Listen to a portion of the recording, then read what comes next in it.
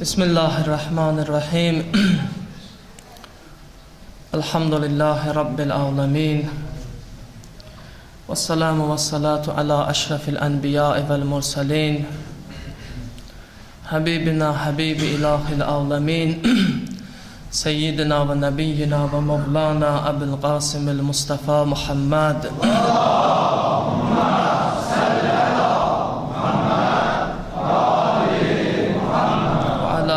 بيته الطيبين الطاهرين المعصومين ولعنة الله على أعدائهم أجمعين. أعوذ بالله من الشيطان الرجيم. رب اشرح لي صدري ويسر لي أمري واحلل عقدة من لساني يفقهوا قولي.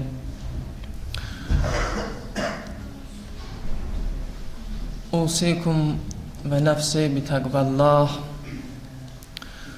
Özümü ve sizi təqvalı olmağa, Allahdan qorxmağa, Allahın vacibatlarını vaxtı-vaxtında yerinə yetirməyə, gizlində və aşkarda günah eləməməyə dəvət eləyirəm Quran və Əhl-i Beyt adından. Allah Teala bu cümə gününü müsəlmanlara, müsəlman müminlərə mübarək qərar versin inşallah. Allah bu cümə günündə müsəlmanların günahlarını bağışlasın inşallah. Biz təxminən il yarım bundan əvvəl bu məsciddə cümə namazı qılmağa başlayanda əsas niyyətimiz, əsas hədəfimiz bundan ibarət olub ki, Müsəlman dünyasının, Şiə aləminin cümə namazını, haqqaniyyətini öz məmləkətimizdə bərpa eləyək və cümənin, həqiqi cümənin hədəfini insanlara aydınlaşdıraq. Cümə namazının mahiyyəti möminlər arasında aydın olsun. Cümənin həqiqəti müsəlmanlar arasında aydın olsun. Hətta bu cümə namazına başlayanda bəzi dairələr, dindarlar, hətta möminlər, hətta bəzi ruhanilər belə cümə namazının qılınmasının əleyhinə olublar.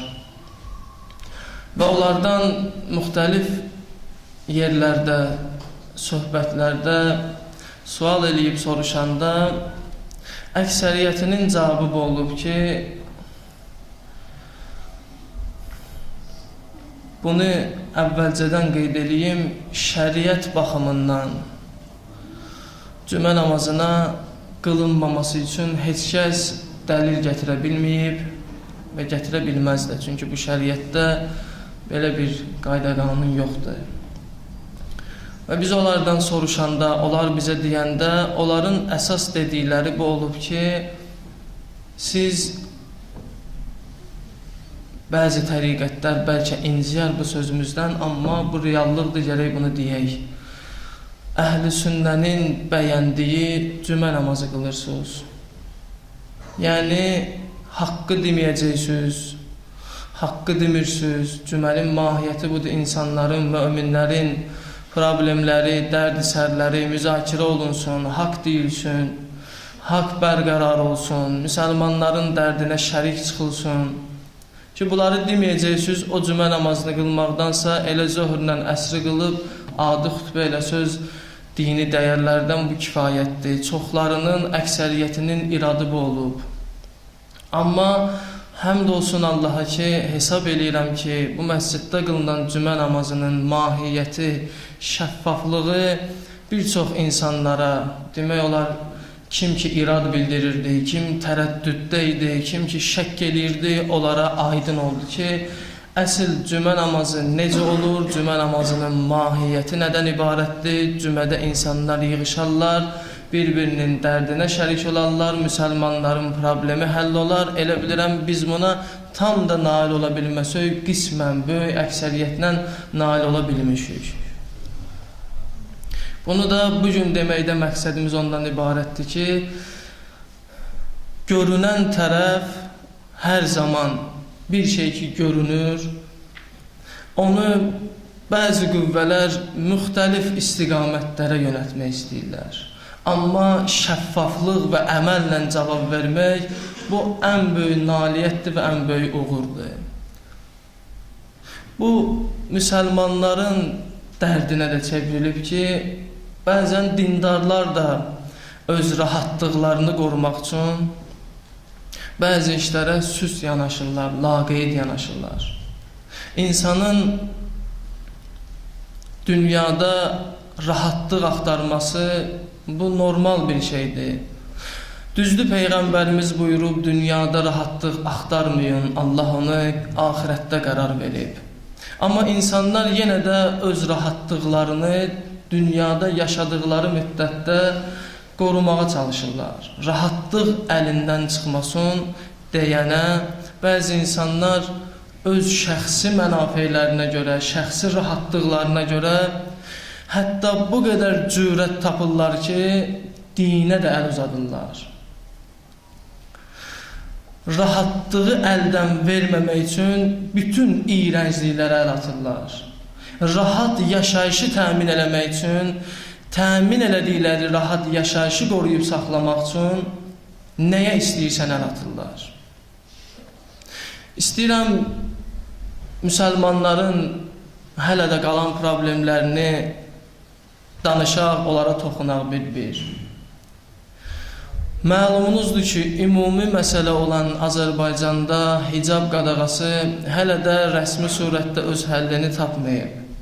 Düzdür, bəzi dairələr, bəzi dövlət məmurları, bəzi millət vəkilləri qeyd edirlər ki, bizim ərazimizdə, cavabdeh olduğumuz ərazidə hicab qadağası yoxdur.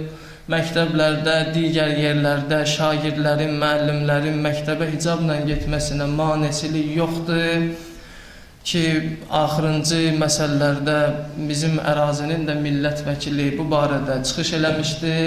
Qeyd edir ki, Bakı kəndlərində, xüsusən Nərdaranda, Maştağada, Bilgəhdə ki, o cavabdehdir, millət vəkilidir bu ərazilərə. Qeyd edir, bu ərazilərdə hicab problemi bu məktəblərdə yoxdur. Və biz də keçən dəfə də təklif elədik ki, qardaşlar getsinlər məktəblərə, ağsaqqallar, cavanlar, məktəb direktorları ilə, müəllimlərlə danışsınlar, oradan monitoring keçirsinlər. Və əgər elə bir şagird, elə bir müəllim varsa, onu qeydiyyata alsınlar və onların problemlərini biz işıqlandıraq ki, qadağa ola-ola bəziləri iddia eləməsinlər ki, qadağa yoxdur və cəmaatın içərisində ikitirəlik salmasınlar. Bu birinci məsələ. İkinci məsələ, bütün Azərbaycanın dərdli yeri olan Qarabağ məsələsidir ki, bizim gözəl güşələrimiz, 20% torpaqlarımız hələ də işğal altındadır. Erməni qəsbkarlar tərəfindən işğal olunub və bu məsələ artıq illəri ötür və Qarabağ məsələsi də həll olunmadan qalmaqdadır. Keçən həftə, keçən cümədən əvvəl bu kəndlərin birində bir hadisə baş verib, bu da müsəlmanların problemlərindən biridir. Nəyə görə bu məsələni biz bu dərəcədə danışmaq və qabartmaq fikrinə gəldi? Çünki bunun altında bir çox şeylər gizlənir. Təsəvvür eləyin, yaşadığımız yerlərdə müxtəlif obyektlər var. Məsəl üçün, şərab satılan dükanlar, qumar oynanılan məkanlar, cürbəcür yeməkxanalar ki, orada içki verilir. İnsanlar gəlirlər, müxtəlif eş-işrətlə məşğul olurlar, əxlaqsızlıq yerləri ki, bunlar kifayət qədərdir. Biz görürük Bakı şəhərinin özündə də, Bakının kəndlərində də artıq kifayət qədərdir.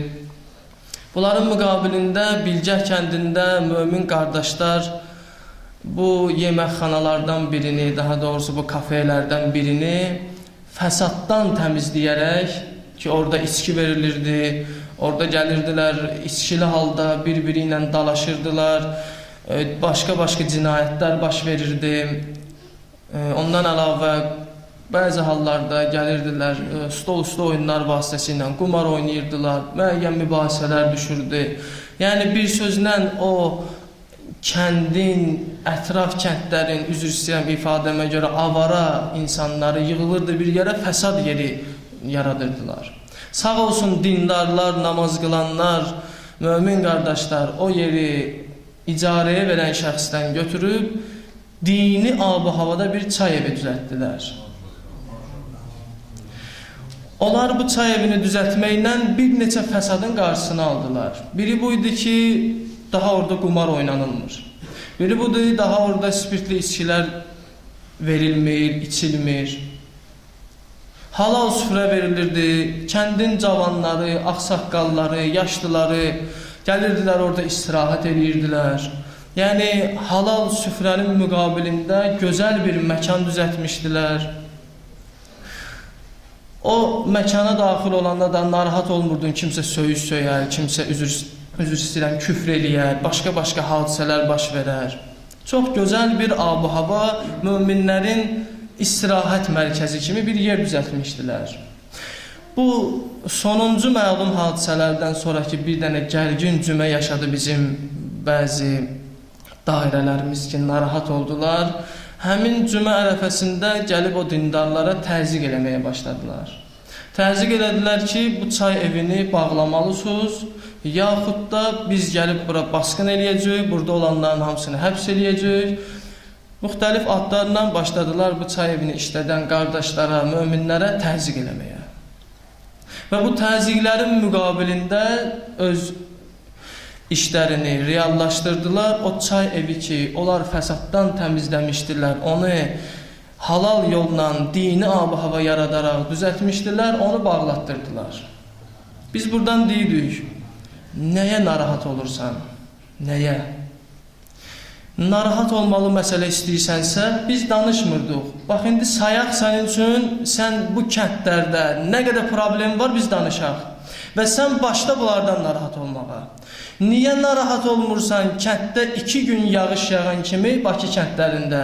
Bütün yolları su basır, qadınlar, uşaqlar, cavanlar, qozalar yolla keçə bilmirlər.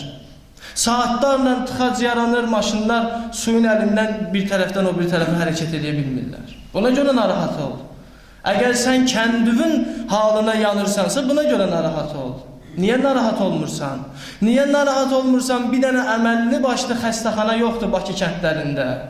Xəstəxananın qapısından içəri daxil olandan çıxana qədər adamdan ancaq pul istəyirlər. Mən bir dəfə bunu demişəm, bir xəstə gedib pulu yoxdur. İmkanı yoxdur. Bir dənə iynə yazıblar, dərman yazıblar, onu vurdurmalıdır. Həkim pul istəyir, pulu yoxdur verməyə.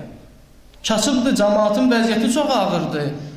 Gör nə qədər sənin xəstəxananda olan həkimlərin böyük əksəriyyəti azğınlıqdadır ki, o xəstəyə dərmanın yerinə qaynanmış su vurublar bədəninə. Sən get buna görə narahat ol.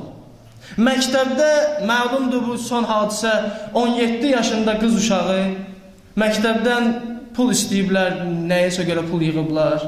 Qızın da atası yoxdur, yetimdir. Gəlib hər gün evdə anasına deyir ki, bütün uşaqlar veriblər pulu, bir dənə mənə görə gecikir. Anası da deyir, mən gedirəm, qab yuyuram, evləri yığışdırıram, bu cürlə pul qazanıram, imkanım yoxdur verməyə.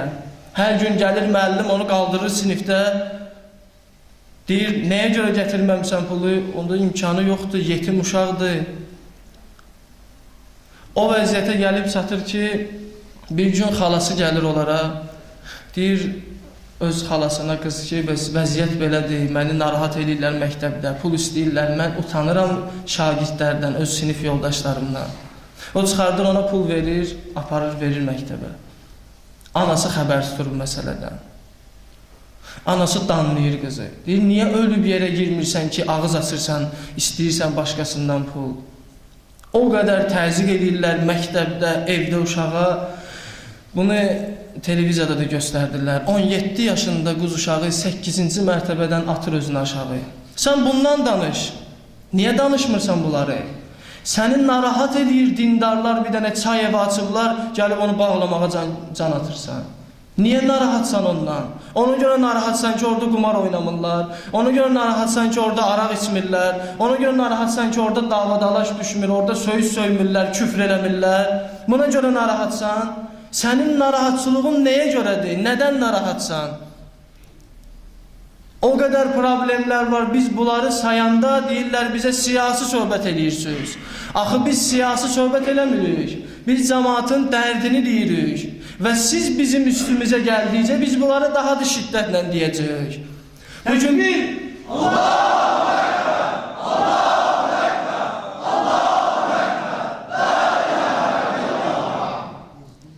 Bugün nə qədər dindarın üstünə gəlinirsə, bir o qədər dindar öz acılarını daha da artıq biruzə verəcək. Çünki çox acı çəkirik biz. Bugün biz olmasaq burada, sabah biz olmasaq, mütləq bir adam tapılacaq bu sözləri deməyə. Daha heç vaxt keçmişdəki kimi olmayacaq ki, nəyinsə qabağını kimisə həbs eləməklə, kimisə təzyiq eləməklə, kimisə əl qolunu bağlamaqla saxlayasan. Bu mümkün olan bir şey deyil. O qədər kəndlərdə problemlər var. Niyə bunları həll eləmirsiniz? Niyə hələ də tədris mərkəzləri yoxdur baş kəndlərində? Çünki savadlanmağı gənclərin sizə sərf eləmir. Gedir kasıb ailələr sosial problemlərini qaldırırlar, sosial yardım alırlar. Sosial müdafiə fondunda işləyən işçilər deyir, gəl sənin sənədlərimi düzəldim. 1 illik sənə dövlət tərəfindən sosial yardım verilsin, onun 6 ayını bizə verərsən, 6 ayını özün götürərsən. Yalan deyirəmsə deyin, yalandır. Hamının başına gəlir bu. Sən bu problemlərdən danış. Bilirsən ki, cəmaat da bilir bu problemləri. Bizi vadar edirsiniz bunları deməyə. Bizə imkan vermirsiniz, gələk burada şəriət məsələlərindən danışaq, Quran təfsirindən danışaq. Elə bu da Quran təfsiridir. Allah deyir, haqqı dinən cəmaatın haqqını müdafiə elə. Bu qədər zülüm olmaz, biri açır çay evi işlədir, ona uzadırsan. Lənkəranda xanım Fatimə-i Zəhranın əzadarlarından biri polis tərəfindən, polis özbaşınalığı baş verir, aparılır bölməyə, orada döyürlər onu, işgəncə verirlər ona, görmüşsünüz o kadrları.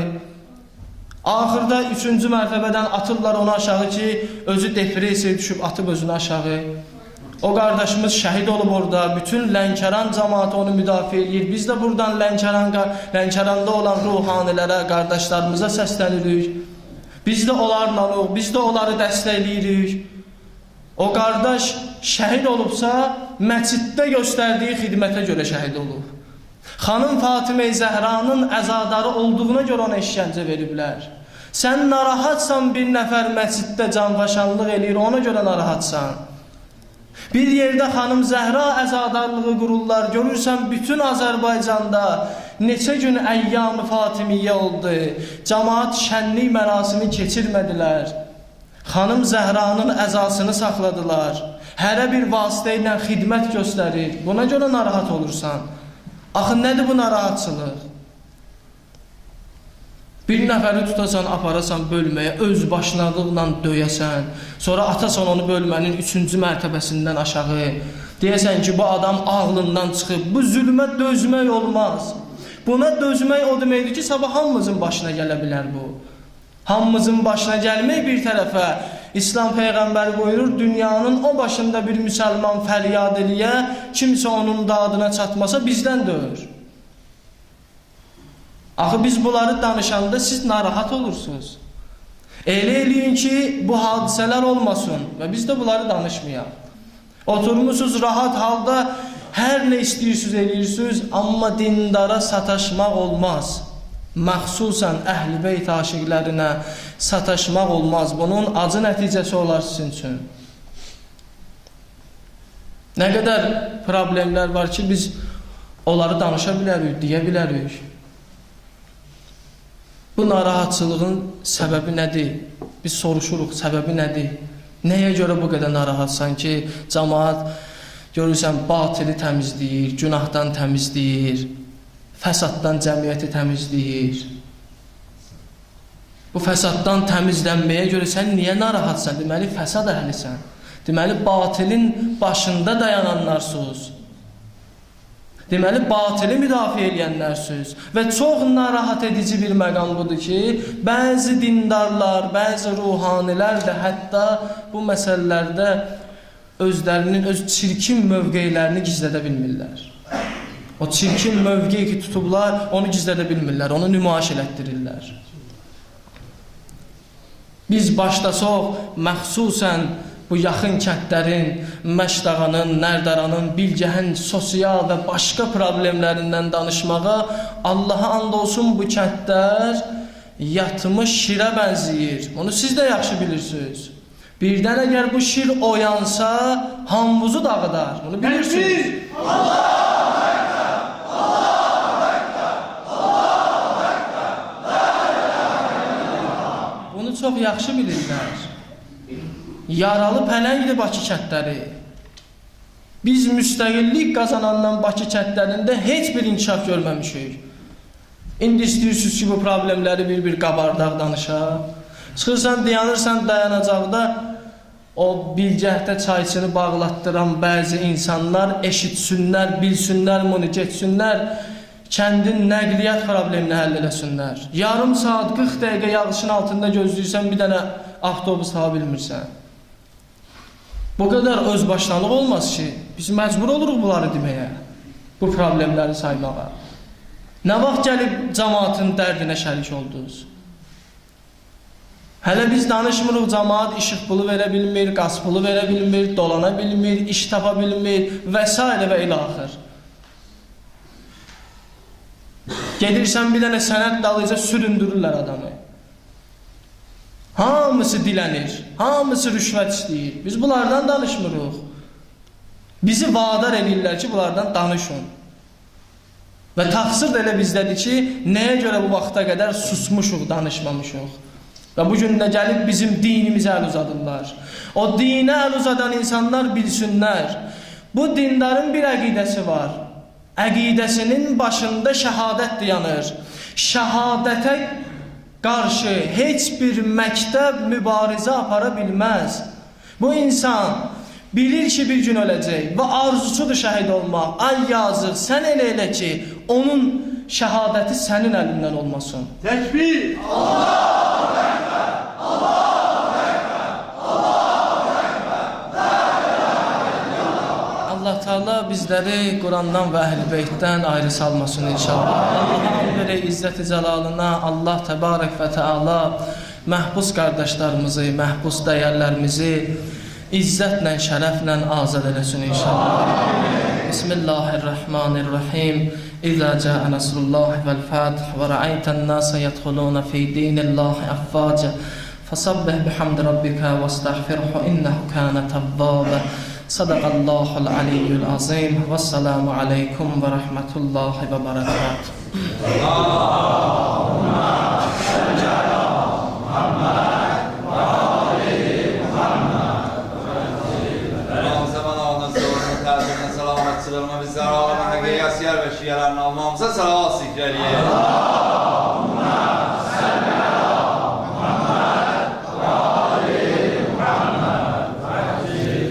Bismillahirrahmanirrahim. Elhamdülillahi Rabbil alemin. Vesselamu vessalatu ala aşrafil enbiya'i vel mursalin. Habibina, habibi ilahil alemin.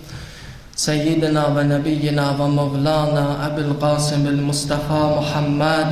Allahumma salli ala Muhammed və ali Muhammed. Ala amiril mu'minin Ali ibn Abi Talib ve ala سيدة النساء العالمين فاطمة الزهراء وعلى الحسن والحسين وعلى علي بن الحسين ومحمد بن علي وجعفر بن محمد وموسى بن جعفر وعلي بن موسى ومحمد بن علي والحسن بن محمد والحجة القائم المهدي. اللهم صل على محمد وآل محمد.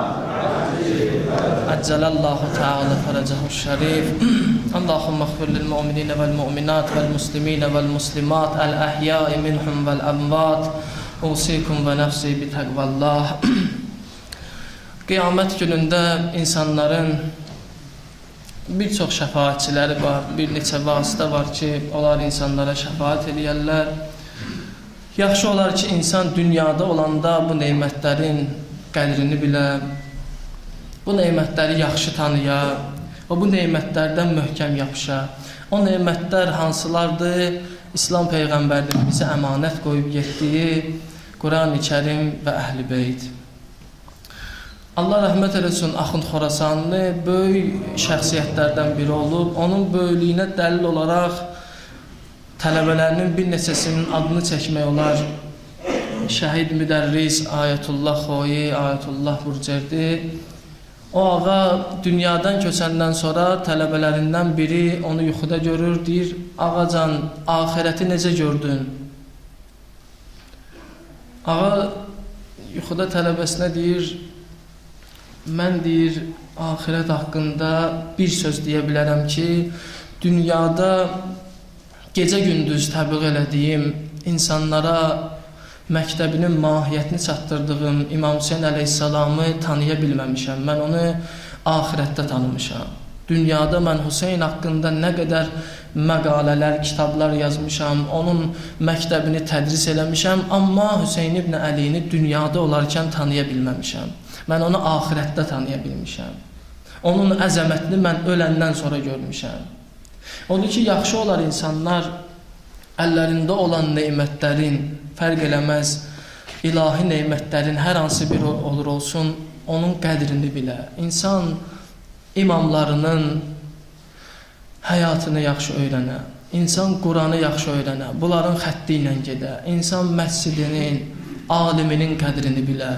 Bu neymətləri qoruyub saxlaya ki, əlindən çıxandan sonra bəzən bizlər onun qədrini bilirik.